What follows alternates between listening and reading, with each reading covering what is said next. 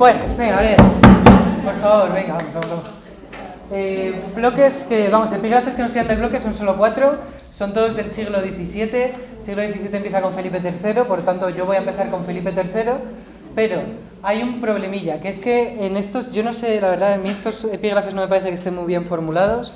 Tenemos Austria siglo XVII, gobierno de válidos, crisis de 1640, con lo cual entendemos que se está refiriendo Felipe III y Felipe IV, es lo que entendemos que nos quiere decir. Pero luego nos dice la guerra de los 30 años y la pérdida de la hegemonía española en Europa, que en verdad es algo que está dentro de lo que ocurre antes de la crisis de 1640. Con lo cual este epígrafe 7 es como una pequeña, es una explicación de algo en concreto del epígrafe anterior. Por eso yo en mi presentación voy a intentar ir con los dos epígrafes. Luego lo siguiente será crisis demográfica y económica del siglo XVII, porque el siglo XVII va a ser un siglo de crisis, consecuencias, y luego crisis y decadencia de la monarquía hispánica, Carlos II y problema sucesorio, con lo cual entendemos que se refiere solo al reinado de Carlos II. Bueno, dime, de lo que hayamos llegado a dar, pero no, será de todo, bloque 1, bloque 2, 3 y lo que quede, y lo que hayamos podido dar del 4. Venga, en el siglo anterior, el siglo de Carlos I, Carlos V y de Felipe II, es un siglo de crecimiento, es un siglo de crecimiento demográfico y de crecimiento económico. Otra cosa es que, como ya hemos visto en lo de la revolución de los precios, el crecimiento se llevará a cabo de una manera errónea, pero crecimiento hay. Con Felipe II ya se empieza a ver los problemas que se están teniendo de que la manera en la que se crece no es la correcta, porque acordaos que con Felipe II ya ocurren tres bancarrotas, que son momentos en los que Felipe II tiene que decir a todo el mundo, aceptar que no puede pagar las deudas que tiene. Bueno, siglo XVII es lo contrario, siglo XVII es un siglo de crisis, es el siglo del barroco. Y si vemos el arte barroco, pues es un arte en el que está muy presente la muerte, está muy presente pues el carpe diem, ¿no? Aprovecha la vida mientras todavía te queda, porque va a ser un siglo un poco al estilo del siglo XIV de la Edad Media con las pestes. Pues sí, también va a pasar, va a ser un siglo de pestes, va a ser un siglo para la monarquía hispánica de crisis económica. Es un momento en el que la gente siente que las cosas no van bien, por eso el arte barroco. Bueno, pues nosotros vamos a hablar de la monarquía hispánica en ese contexto. Crisis en toda Europa, porque va a haber una guerra, que es la guerra de los 30 años, que va a afectar a toda Europa. Pero más aún todavía la monarquía hispánica, que va a tener una crisis, bueno, brutal. Ya vamos a ver todo. Va a perder la hegemonía ya, definitivamente. Con Felipe II todavía eran hegemónicos, con Felipe III ya empieza a verse que no, con Felipe IV lo intentarán volver a serlo y no lo podrán ser. Bueno, me voy a la presentación. Último siglo de hegemonía mediterránea. A partir de este siglo vamos a ver cómo la hegemonía ya no va a quedar en el Mediterráneo, es decir, ya no va a ser de los países o de los estados que estaban en el Mediterráneo. Antes, ¿quiénes eran los hegemónicos? Los otomanos y la monarquía hispánica. Ahora ya no, a partir del siglo XVII empieza a subir hacia arriba la hegemonía. Pasará a ser el país que está arriba de la monarquía hispánica, Francia, ¿no? El reino de Francia será el hegemónico en este siglo. En el siglo siguiente, ¿quién va a ser? Inglaterra. Entonces lo que vemos es un desplazamiento de la hegemonía hacia arriba, hacia el norte. Crisis del siglo XVII en toda Europa, decadencia hispánica. A ver, no fue inmediata, tampoco fue uniforme, porque con Felipe III va a haber un poco de reconocimiento de que no pueden meterse más en guerras, va a ser paces, pero después con Felipe IV van a intentar volverse a meter en muchas guerras, no van a poder. Por lo tanto es como pérdida de la hegemonía, pero con altibajos. Hay momentos de más poder, hay momentos de menos. Una de las cosas que va a pasar, que esto es un epígrafe que viene más adelante, es que, por ejemplo, Castilla se va a agotar. Castilla va a agotar toda la capacidad que tenía. Castilla había sido la herramienta de poder de Felipe II, de Carlos V y de los reyes católicos. Bueno, pues Castilla va a terminar extenuada, va a terminar en crisis. El comercio va a ir bastante mal en Castilla, la población va a decaer. Lo que va a ocurrir es que la población va a irse yendo fuera de las mesetas. Antes, la mayor densidad de población estaba en las mesetas, en Castilla y en Castilla-La Mancha, o en León también. Ahora va a empezar la población a irse a las costas. Va a haber mayor densidad de población pues, en la costa del Cantábrica y en la costa mediterránea. ¿Qué es lo que tenemos hoy día en España? España vaciada, ¿cuál es? Pues la de las mesetas, ¿no? Y la del interior de Aragón. Bueno, descenso demográfico, pestes, epidemias, guerras, crisis económica. Ejemplo de las crisis, pues los tercios. En este cuadro lo que nos representa es una batalla, es un cuadro moderno, ¿vale? No es de la época, es un cuadro actual. Este cuadro muestra una batalla que se llama la batalla de Rocroi, que fue una enorme derrota una derrota bastante importante para los tercios. Es una muestra de la crisis, de la hegemonía hispánica. Ayer cuando os pude hablar de los tercios os decía, los tercios fueron la forma militar que sirvió a España o a la monarquía hispánica para vencer en todas las batallas. Van a empezar a ser derrotados ahora. Los tercios van a empezar a ser derrotados justo en este momento. Venga, tenemos que empezar con Felipe III. Felipe III, ¿qué territorios hereda? Bueno, pues los que hereda no están tan mal. Hereda los de Felipe II. Felipe II deja toda su herencia a Felipe III. No hace como Carlos V, que la dividió. Con Felipe III, no.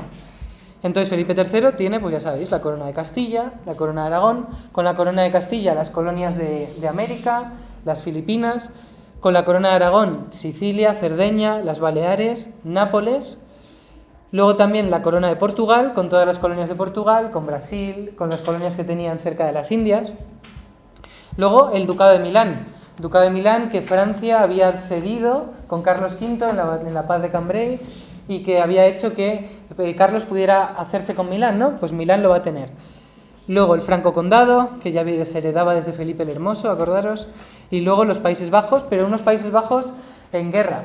Ya ha ocurrido esa escisión de que los calvinistas no aceptan al monarca hispánico como su gobernante. Venga, ¿cómo era Felipe III? Bueno, pues Felipe III no es como su padre. Felipe II era un rey que estaba muy interesado en el gobierno, quería participar de ello. Felipe III no. Felipe III estaba más interesado en el ocio, no le interesaba el gobierno. Por ello, Felipe III inicia una tendencia que va a ocurrir todo el siglo, que son los validos. ¿Os acordáis de tercero de los validos? ¿Algo? Bueno, no pasa nada. Felipe III, como él no quiere gobernar, va a elegir a una persona que gobierne por él. Y ese se llama el valido. Valido, pues de válido, aunque también había otras formas de llamarle, que era, por ejemplo, el privado del rey, el privado, porque era la persona que trataba de forma privada con el rey, o el favorito, porque era de confianza del rey, era el favorito. El valido va a ser la persona que va a gobernar en nombre del rey. Siempre va a ser nobles, de gran prestigio, como es lógico. Y no es que haya un documento en el que Felipe III diga, yo no voy a mandar, ahora manda el duque de Lerma. No, eso no ocurre. Pero lo que sí que ocurre es que como el rey no se va a interesar en el gobierno, va a permitir que todas las decisiones las tome otra persona por él. Y ese es el valido. No fue popular, la gente tenía una mala imagen de los validos y siempre van a terminar mal. Son un poco la cabeza de turco. Una cabeza de turco es una persona que cuando ocurre algo malo, pues lo que haces es, te le quitas a él de en medio y es como que el que paga los platos rotos es él y ya está. Así dices que la culpa era de este señor, le quitas de en medio y el problema resuelto, ¿no? Bueno, pues eso va a pasar con todos los válidos. Ninguno va a ser el válido para todo el reino, en todo el reinado. Solían ser amigos, y esto es verdad. Por ejemplo, Olivares, que es el válido más importante del que hablaremos mucho, Olivares era uno de los mejores amigos de Felipe IV. Y lo era antes de que Felipe IV fuera rey, entonces en cuanto Felipe IV fue rey, mi válido es el duque de Olivares, conde duque de Olivares. Y luego, pues es una muestra de que la alta nobleza está recuperando el poder. ¿Había perdido la alta nobleza el poder? Sí, porque en el sistema polisinodial los reyes católicos ya, y luego Carlos V y Felipe II habían conseguido que quien formaba parte de los consejos fueran letrados, gente universitaria, gente formada. Ahora ya cada vez menos importancia de esos consejos. Venga, primer válido importante. Primer válido de Felipe III es el que más dura hasta 1618. Desde 1598, que muere Felipe II, hasta 1618, va a gobernar el duque de Lerma, que es este señor que está aquí. Duque de Lerma. Bueno, el duque de Lerma es un corrupto. Bueno, fue un corrupto. Político mediocre. Era un señor súper ambicioso. Por eso era un corrupto, porque él quería hacerse rico. Y para hacerse rico se aprovechó de la corona.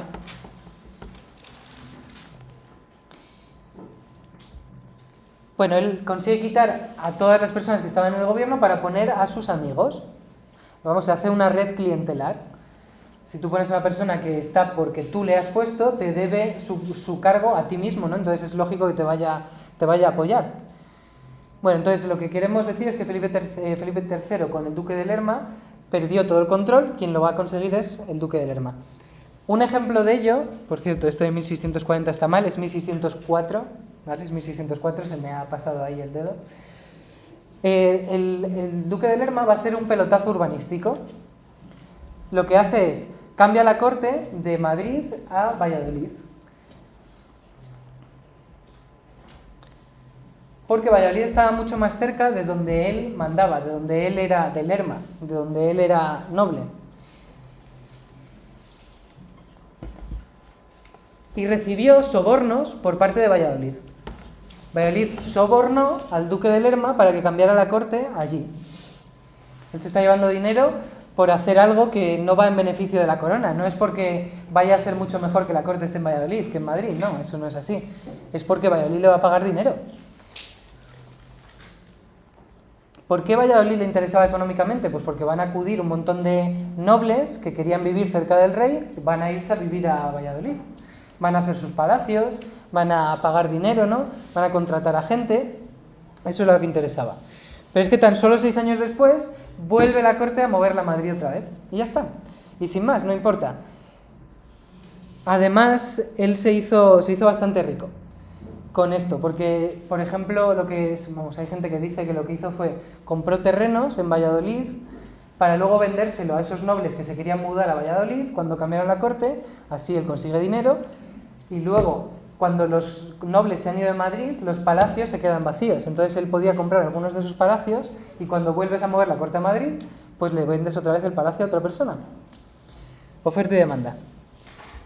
Bueno, hay una tendencia que empieza a ocurrir con Felipe III, que sí que tiene mucha importancia, que es, y esto quizás no está muy bien puesto ahí en el PowerPoint, os lo digo por si lo queréis tomar como apuntes, el poder va a empezar a dejar de estar tanto en los consejos pierden poder, los consejos empiezan a perder poder, a cambio de una nueva forma de administración que se llaman las juntas.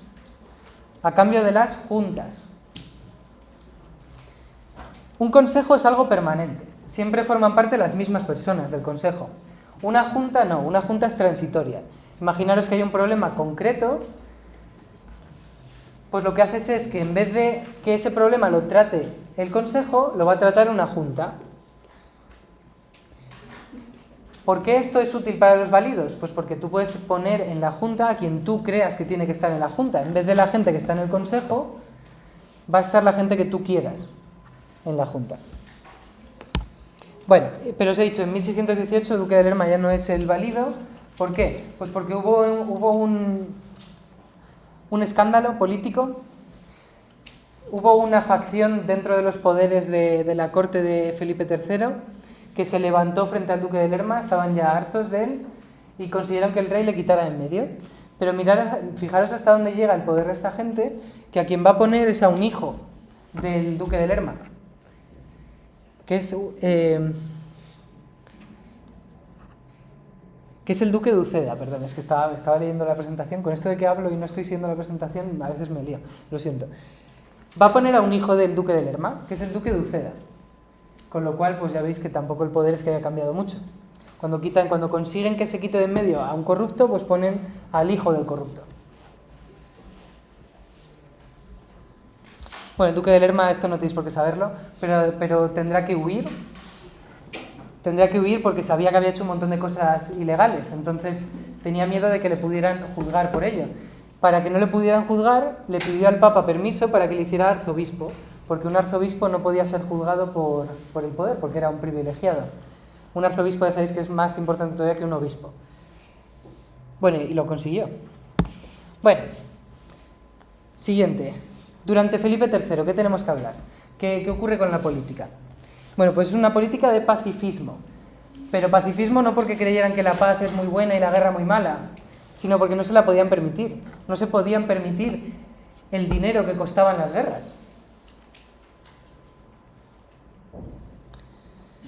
Bueno, el reinado de Felipe III coincide con el último momento de esplendor, gracias al ejército, labor diplomática, grandes envíos de plata, pero esto cada vez va a menos. Cada vez reciben menos plata, el ejército cada vez tiene que ser menor porque no puedes pagarlo. Por ello, lo que deciden es firmar paces, para dejar de tener tantos gastos. La primera paz es con Inglaterra, 1604. Paz de Londres, que es esta que está aquí representada. Los emisarios de Felipe III con los emisarios de la corona británica, o corona inglesa, deberíamos decir. Pero, pese a que cada vez haya más paces, la corona sigue con sus problemas de fiscalidad. Tiene que seguir pagando unas deudas que tiene desde Felipe II, que no puede pagar, y por tanto va a haber todavía más bancarrotas. Si suspensión de pagos es lo mismo que bancarrota, va a tener que haber más bancarrotas todavía, inmediatamente, por ejemplo, en 1607, pero hay muchas otras. Como no pueden pagar a los ejércitos, no pueden pagar las deudas que tienen, la paz de Londres no era suficiente, van a tener que hacer otra paz nueva. Y esta paz va a ser con las provincias rebeldes de los Países Bajos, con Holanda, con esos calvinistas que estaban en guerra contra Felipe II ya y con Felipe III igual, pues van a tener que firmar una tregua, una paz. Se llama la tregua de los 12 años, porque duró 12 años. Ellos firman una tregua por 12 años. Bueno, Felipe II había dejado en el gobierno de Flandes a Isabel Clara de Eugenia, que era una de sus hijas, pero es que los tercios, como no eran bien pagados, pensad, no pueden, tiene la corona que estar pagando las deudas que tiene con los banqueros que les han dejado el dinero, pero a la vez tienen que seguir pagando a los soldados que luchan por ellos. Con lo cual, si tus soldados, ya lo había pasado a Carlos V, si tus soldados no reciben dinero, porque tú no les pagas, ellos van a buscar el dinero en otro sitio. Con Carlos V eso llevó al saco de Roma, a que las propias tropas del emperador robaran el dinero de Roma. Bueno, pues los tercios va a pasar algo parecido en Flandes. Los tercios se van a amotinar muchas veces contra el rey y van a maltratar a la población de los Países Bajos. Esto hace que seas más impopular todavía. Ya el rey de la monarquía hispánica era muy impopular, porque había un montón de provincias que se habían rebelado contra él.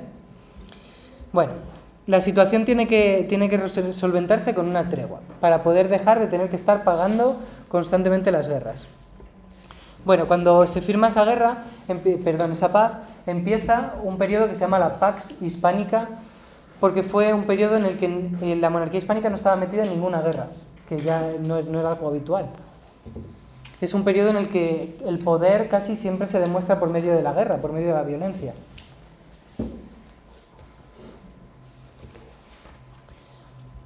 Bueno, en 1621, que justo es cuando muere Felipe III, tenían que volver a firmar la paz, tenían como que volver a hacer una tregua, pero no consiguieron llevar a cabo ningún acuerdo para seguir con la paz, con lo cual la guerra va a continuar después. Ahora, política interior. Hemos de momento contado de Felipe III, quién era su valido, quién eran sus validos, ya habéis visto que eran gente bastante incompetente y corrupta. Luego hemos hablado de política exterior, que es pacifista, 2 paces, paz de Londres con Inglaterra, 1604, paz de la tregua de los 12 años con las Provincias Unidas, y ahora política interior. Bueno, no va a ser muy exitosa, la califican en vuestro libro de caótica y egoísta. Bueno, ¿por qué? Lo primero, tenemos el contexto de que hay una crisis financiera. Eso lleva siempre a una crisis económica. Eso lleva a que la gente no esté muy contenta. La población no va a estar feliz. Cuando hay una crisis económica, la monarquía tiene que subir los impuestos y eso es impopular. La gente tiene que pagar más. Y también es bastante impopular firmar paces. Porque cuando firmas una paz después de 120 años de que la población esté acostumbrada a que la guerra es lo normal, estás dando a entender que eres débil. La monarquía, cuando firma una paz, está dando a entender que es débil. Por tanto, para acallar las voces críticas, acallar a esa gente que critica al rey por ser débil, van a llevar a cabo una política interior bastante dura. Y populista, podríamos decir incluso. ¿Cuál es esa política populista? Bueno, pues expulsión de los moriscos, de expulsión de los moriscos. Los moriscos ya sabéis que habían sido, después de la revolución de las Alpujarras de Felipe II de 1568, en el 1571 los moriscos habían sido expulsados de Granada y les habían repartido por el resto de la península, por el resto de Castilla. Ese era el contexto. Pero seguía siendo una población bastante impopular. Ya hemos dicho desde el estándar de los Reyes Católicos que cuando se prohíbe el Islam aparecen los moriscos. Es una población muy difícil de asimilar culturalmente. Es una población que tiene un idioma distinto, una cultura distinta. Entonces eso generaba mucho recelo en una población española que es ultracatólica. Felipe II, Carlos V, Felipe III estaban totalmente a favor de la Inquisición, totalmente a favor de perseguir a cualquier persona que no fuera un buen cristiano. Pues esta gente, los moriscos, desde luego, no eran muy bien vistos por la población. Luego, seguía habiendo ese miedo, que ya había ocurrido antes, a que los moriscos pudieran aliarse con los otomanos y que pudieran llevar a cabo un ataque desde dentro, ¿no? Si, imaginaros, es que esto es una teoría conspiranoica muy estúpida, pero pensad que los moriscos hubieran mandado emisarios a los turcos otomanos y les dijeran que los otomanos invadan la península porque los moriscos de la península les van a ayudar a esos turcos, ¿no? Existía ese recelo, había un miedo. Y luego, pues ya os he dicho la otra razón, Felipe III es un rey que está mostrándose como débil, pues para mostrarse como fuerte, lo que hace es usar la expulsión de los moriscos como una herramienta para él, pues mostrarse como un rey fuerte. Pero las consecuencias de que se expulse a los moriscos son muy malas para la península. 300.000 moriscos que se van de la península, en un momento en el que la población en Castilla no superaba los 6,5 millones de personas. Es un porcentaje muy alto, es mucha población que se va. Por tanto, es menos gente que va a trabajar las tierras. Además, era gente que estaba muy especializada en ciertos tipos de cultivo. Tenían muchos conocimientos, por ejemplo, de los cultivos de regadío. Con lo cual, no es solo cuantitativa, no es solo el problema la cantidad de gente que se va, sino también cualitativa, que quien se va sabía mucho. Entonces estás perdiendo trabajadores, mano de obra, y estás perdiendo conocimiento. En un momento de crisis, os he dicho que el siglo XVII es un periodo de crisis. Hay pestes, la población se reduce. Bueno, pues encima, para hacerlo peor todavía, expulsas a 300.000 moriscos. Bueno, Valencia y Aragón son las zonas más afectadas. Bueno, sí que es verdad que también es el fin de una política de intolerancia que llevaba desde los Reyes Católicos, cuando ya se había expulsado a los judíos, se había instituido la Inquisición. Recordad que con Felipe II se habían prohibido un montón de libros, se había prohibido que los estudiantes de la universidad se pudieran ir a estudiar al extranjero, por miedo a que pudieran volverse luteranos. Bueno, estamos teniendo se está construyendo en esta época una sociedad cada vez más cerrada, más intolerante, que además es más conservadora, que rechaza comerciar, que rechaza ser banqueros, rechazan el capitalismo, en verdad. Con lo cual, ya estamos viendo las bases de cuál es uno de los problemas históricos de España, que es que la revolución industrial llegó tarde y mal y casi no tuvo éxito en la península. Bueno, final del reinado. El final del reinado de Felipe III coincide con el estallido de la Gran Guerra de este siglo. En el siglo XVII hay una gran guerra europea, que se llama la Guerra de los 30 años. La Guerra de los 30 años dura de 1618 a 1648. Bueno, esa Guerra de los 30 años la vamos a tener que explicar bastante. Pero es una guerra entre católicos y protestantes. Esto ya lo sabía Carlos V. Carlos V sabía que el imperio era un nido de problemas, que los conflictos entre católicos y protestantes no se iban a quedar en la paz de Augsburgo, que el problema iba a seguir. Cuando va a estallar es en 1618 y va a ser una guerra de 30 años. Bueno, la monarquía hispánica se va a meter en el conflicto. Se va a meter en el conflicto ya con Felipe III. Y solo 3 años después, 1621, Felipe III muere. Y deja como heredero a un Felipe IV que va a heredar todos sus territorios de nuevo. No ocurre como con Carlos V, Felipe IV hereda todos los territorios de Felipe III. Bueno, Felipe IV, pasamos a él. Ya habéis leído ahora que cuando entra al gobierno era un adolescente, y yo ya os he adelantado antes que él tenía un amigo personal que era Olivares, que es este señor que está aquí abajo, Olivares, al cual le va a dejar como válido, porque era ya su amigo antes de ser rey, y cuando es nombrado rey Felipe IV en 1621, pone como válido, por tanto, como la persona que tiene todos los poderes de gobierno, a este señor. Bueno, se llama el conde duque de Olivares. Luego os cuento más de él. Bueno, Felipe IV, digamos que empieza su reinado bien, siendo fuerte, ¿no? Se va a meter en la guerra de los 30 años, de lleno, y al principio va a ganar. Pero la guerra de los 30 años va a evolucionar, se va a meter Francia, y eso va a llevar a que Felipe IV ya, se ha derrotado del todo, sin ninguna duda. Y eso va a llevar a un montón de problemas a largo plazo. El más fuerte de todos, una revolución que va a haber en toda la monarquía hispánica en 1640, que explicaremos más adelante, pero que va a llevar a que Portugal y Cataluña en 1640 se declaren independientes. Cataluña va a decir que su rey no es Felipe IV, sino que es el rey de Francia. Para que lleguéis a ver, ¿vale? Que Cataluña podría haber sido Francia hoy día perfectamente, durante el reinado de Felipe IV. Y Portugal también se va a declarar independiente. Portugal hoy día sigue siendo independiente precisamente por eso. Entonces Felipe IV, reinado, que aunque empiece bien, va a terminar fatal.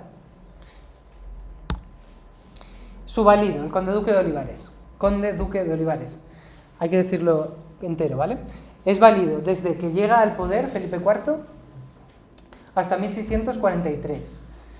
Van a quitarle de en medio porque no supo, es que no se podía, no pudo afrontar la crisis de 1640, eso de que Cataluña y Portugal se declaren independientes. El duque de Olivares que no va a poder hacer frente a eso. Bueno, el duque de Olivares era un señor muy inteligente, ¿vale? Y no tan corrupto como el duque de Lerma, ni mucho menos corrupto. Y mucho más capacitado. Era un señor, desde mi punto de vista, mi opinión es que era un señor súper inteligente y súper preparado. Probablemente era una de las mejores personas para ser válido, sin duda. Pero también era muy ambicioso, casi demasiado ambicioso. Y era muy autoritario. Era un señor que creía en el autoritarismo y creía que había que comportarse de la forma más autoritaria posible, porque si no, no eras un buen rey. Digamos que va a utilizar su poder demasiado duro, de una forma demasiado dura. Bueno, el objetivo del conde duque de Olivares es conseguir que la monarquía hispánica vuelva a ser hegemónica, que vuelva a ser el poder hegemónico. Y él va a tener unas propuestas muy concretas y muy buenas para que pudiera haber ocurrido, pero no van a triunfar las propuestas que él tenía. Bueno, y él, ¿cómo quería convertir a la monarquía hispánica en otra vez el poder hegemónico? Pues él decía que lo que había que hacer era conseguir unificar todos los poderes como bajo el poder de un solo rey, es decir, cada vez ser más autoritario. Tiene lógica. Castilla era la base del poder de los reyes durante el siglo XVI y XVII porque era el único lugar donde los reyes podían gobernar de forma autoritaria. Es decir, podían cobrar los impuestos que querían. Pero era solo en Castilla. En Aragón no podían poner los impuestos que ellos querían. Olivares dice, ¿cómo resolver entonces nuestro problema? Hacer que Aragón pague. Si Aragón también se gobierna de forma autoritaria, podremos volver a ser poderosos. Venga, la guerra de los 30 años. Ahora hay que explicar la guerra de los 30 años porque era un conflicto que, aunque ha empezado con Felipe III, a quien más le va a afectar es a Felipe IV. Entonces, el conflicto, ¿qué tenéis que saber de él? Bueno, tenéis que saber las fechas. La guerra de los 30 años, 1618 a 1648. Tenéis que saber que era un conflicto entre católicos y protestantes.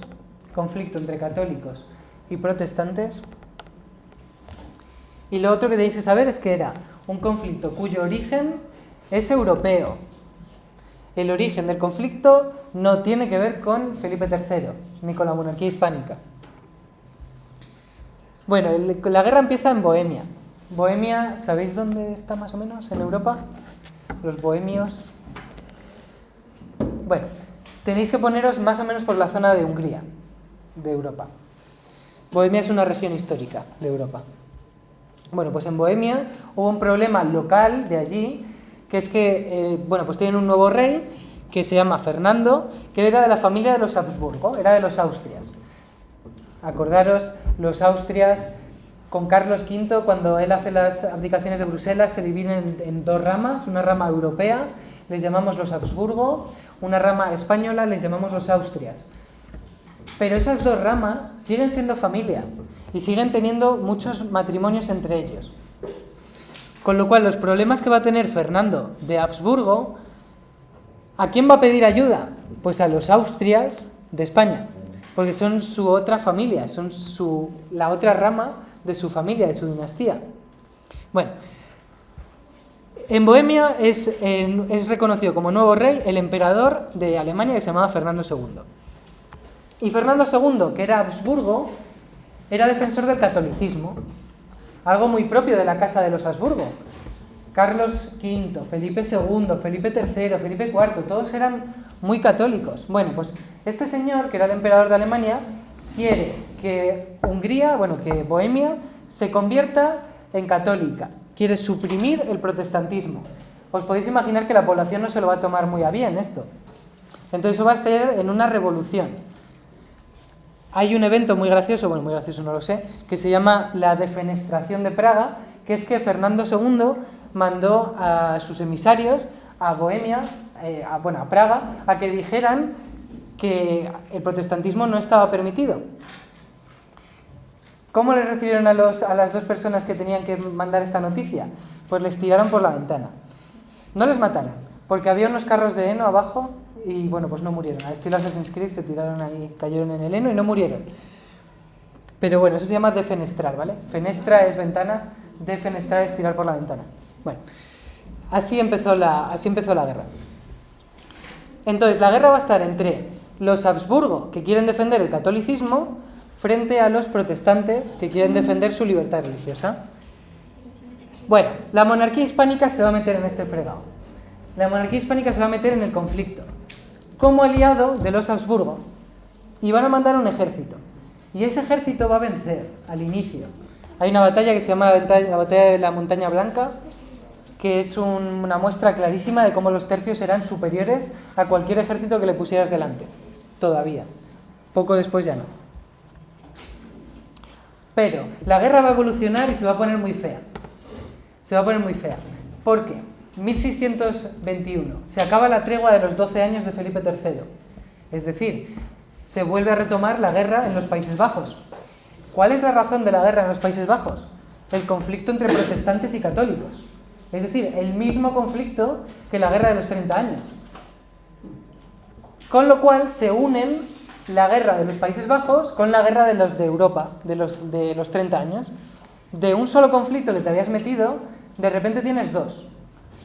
Y la guerra de los Países Bajos se mete también dentro de la guerra de los 30 años. Con lo cual, cuando España sea derrotada en la guerra de los 30 años, va a perder los Países Bajos. Porque ya se ha convertido en la misma guerra. ¿Por qué pierde en la guerra de los 30 años la monarquía hispánica? Bueno, pues porque Francia en 1630 se va a meter del lado de los protestantes. Francia era católica, pero Francia tenía muy claro que sus intereses políticos estaban por encima de sus intereses religiosos. Entonces le daba igual luchar contra los católicos. A Francia eso no le importaba. Francia se va a unir a los protestantes y luego además va a haber otro país que se llama Suecia, que se va a meter también en el conflicto, y Francia y Suecia van a vencer la guerra de los 30 años. Eran imposibles, no se podía ganar. Bueno, del conflicto local se hace un conflicto europeo. La religión era solo el pretexto, ya sabéis que la religión es un pretexto. El objetivo que tiene Francia es acabar con la hegemonía hispánica para siempre. Por eso se meten en la guerra de los 30 años. Además, se está matando dos pájaros de un tiro, porque en la guerra de los 30 años, como se mete del lado protestante, si vence, se quita de en medio a España, pero se quita también de en medio a los Habsburgo, a los Austrias, a lo que es la rama alemana. Bueno, la guerra de los 30 años prácticamente engulle todos los demás conflictos europeos. De un solo conflicto pequeñito en Bohemia se va a ir extendiendo y todos los demás conflictos se van a meter en este mismo conflicto. Aquí en el mapa veis los territorios, aunque se ve fatal. Bueno, ¿quiénes son? Pues los protestantes, que son el color de Inglaterra, ¿vale? Estos son los protestantes. Tenemos a Suecia, tenemos a Inglaterra, tenemos los diferentes principados de Alemania que eran protestantes, frente a los territorios en verde, que es la monarquía hispánica, y los Austrias. Pero luego se meterá también Francia. Bueno, ¿cómo se desarrolla la guerra de los 30 años? Inicialmente, victorias españolas. Inicialmente. 1635, Francia se mete de lleno en la guerra. Y eso hace que la balanza de equilibrio de poderes se rompa. Y de repente es mucho más poderoso el bando de los protestantes. España va a ser bastante débil en este momento y por culpa de esa debilidad va a empezar a ocurrir la crisis de 1640. La crisis de 1640, ya os he dicho, es la de que Cataluña y Portugal declaran su independencia. Con lo cual, tienes que estar luchando una guerra contra un poder más fuerte que el tuyo, tienes que estar luchando contra Francia, todos los protestantes, contra Suecia, y a la vez se te rebelan en tu propia monarquía portugueses y catalanes. Pero es que no solo eso, también se rebelaron los de Nápoles, se rebelaron en Andalucía.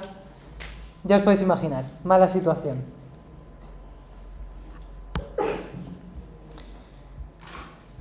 Bueno, ya sabéis, primera razón por la que se mete en la guerra de los 30 años, ayudar a la rama alemana de los Austrias, a los Habsburgo. Pero hay otro conflicto que se va a meter también en la guerra de los 30 años, ya os lo he dicho, que es el conflicto de los Países Bajos. Bueno, todo esto estamos hablando dentro del reinado de Felipe IV. 1621 empieza el reinado de Felipe IV, coincide justo con que esa tregua de los 12 años se llega al fin. Y Felipe IV no está interesado en renovar la paz, está dispuesto a seguir con la guerra. El conde duque de Olivares quiere utilizar el autoritarismo para solventar los problemas, entonces va a usar el ejército, la guerra. Con lo cual, en 1621 se reanuda el conflicto en los Países Bajos.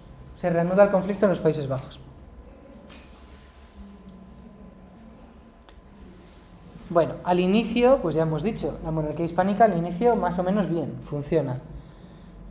El ejemplo que se suele dar es el de la rendición de una ciudad muy importante que se llama Breda, que hay un cuadro de Velázquez que está en el Prado que intenta representarlo, que es el de las lanzas, este que está aquí. Pero la monarquía hispánica, por culpa de estar luchando tanto en Alemania como en los Países Bajos, va a tener un desgaste que les va a llevar a no poder ya más. Hay un desgaste tal que no pueden seguir con el esfuerzo bélico. Consecuencia, pues por ejemplo Portugal va a empezar a no confiar en que la monarquía hispánica pueda defender los intereses de Portugal. Cataluña lo mismo. Por tanto, se van a empezar a plantear el interés de independizarse, de no formar parte más de esto que se está viniendo abajo, que es la monarquía hispánica. Me salgo antes de que a mí me pueda fastidiar. Bueno, ya sabéis, 1648, la guerra supone una derrota para la monarquía hispánica. Hay un momento en el que ya tienen que aceptar que no pueden más. En 1648 la monarquía hispánica acepta que va a firmar una paz. Bueno, pues ¿cuáles son las consecuencias de esto? Una vez que acabe la guerra, Europa va a terminar en una crisis enorme. La mortandad en Alemania era enorme. Es que no me sé ahora mismo las cifras, pero hay un porcentaje bastante alto de la población europea que murió durante la guerra de los 30 años en Alemania. Entonces los territorios van a estar al final ya devastados. Luego además coincide con un montón de malas cosechas, por un lado, y ya sabéis que cuando hay malas cosechas hay mala alimentación, cuando hay mala alimentación hay malas defensas, por tanto las pestes empiezan a extenderse y las enfermedades. Consecuencia que sí que es más importante de la Guerra de los 30 años, para lo que nos viene a nosotros. Bueno, es el inicio de intentar llevar a cabo paces internacionales que busquen el equilibrio. Os explico lo que quiere decir eso. Hasta ahora, cuando se firmaba una paz, las condiciones de la paz eran muy duras para alguien y muy buenas para otra persona. Vamos, para bandos, ¿no? Cuando había una paz era, uno perdía muchísimo, otro ganaba muchísimo. Pero eso habían visto que no llevaba a ningún bien, porque con el tiempo eso generaba malestar en el que había sido derrotado y revanchismo. Revanchismo es que no piensas aceptar las condiciones de paz que te pusieron. Esa es una de las razones de la Segunda Guerra Mundial, que la forma en la que se hizo la paz en la Primera Guerra Mundial era muy mala para Alemania. Eso llevó a que los nazis pudieran hacerse muy poderosos diciendo que es que nos han maltratado, Alemania es maltratada, no podemos aceptar la forma en la que se firmó la paz en la Primera Guerra Mundial, ¿no? Bueno, pues aquí en Europa, después de la Guerra de los 30 años, intentan aprender de esto y van a intentar hacer paces que sean un poco menos lesivas para los que han perdido. Buscan crear equilibrios, hacer equilibrios, paces que den lugar a equilibrios. La paz que se va a hacer se llama la paz de Westfalia, con W, ahora lo veis. Y esa paz lo que va a dejar claro es que los Habsburgo ya no son para nada, ahí tenéis Westfalia, los Habsburgo ya no van a ser el poder hegemónico, ahora va a ser Francia. Paz de Westfalia con W. Bueno, consecuencia más importante para la monarquía hispánica de la Paz de Westfalia: aceptar la independencia de las provincias unidas calvinistas. La monarquía hispánica tiene que aceptar que ha perdido esa parte del norte de los Países Bajos que era calvinista. ¿Os acordáis de cómo se llamaba la Unión Calvinista?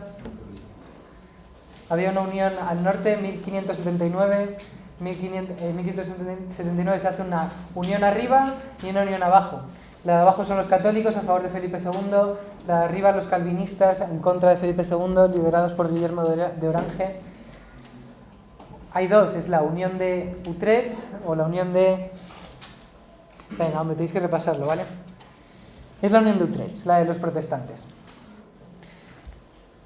Bueno, consecuencia principal de la Paz de Westfalia: aceptar la independencia de las Provincias Unidas. Si ponéis Holanda, no es que esté mal, pero ya os dije ayer que Holanda es un territorio dentro de las diferentes Provincias Unidas que van a conseguir la independencia. Que tengáis buen puente.